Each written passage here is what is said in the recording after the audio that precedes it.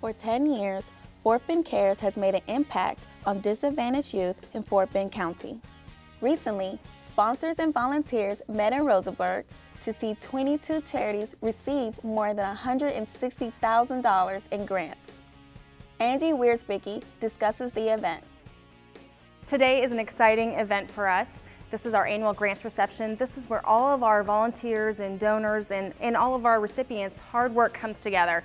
We are going to be awarding over $160,000 tonight to 22 worthwhile charities that are serving thousands and thousands of kids here in Fort Bend. Really, the charities that we look for are those who excel in their mission, who maybe don't have a lot of recognition in the community already and need just a helping hand to help bridge that gap for financially or program-wise to help fill the needs here in Fort Bend County. As you know, the county is growing leaps and bounds.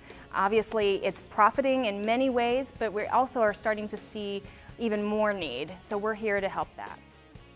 The Texas Children's Center for Autism plans to use their grant money to prepare children for mainstream school. Kate Johnson-Patagoc tells us more.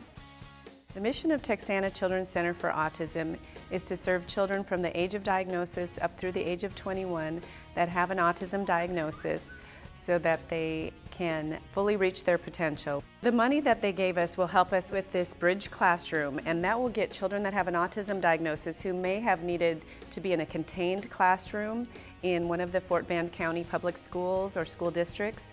They'll be able to be likely in a mainstream classroom, and that will benefit society as a whole because these children will succeed and learn and become productive members of society. And if they didn't get the opportunity for this intervention, then they might be more likely to need ongoing supports for the rest of their lives.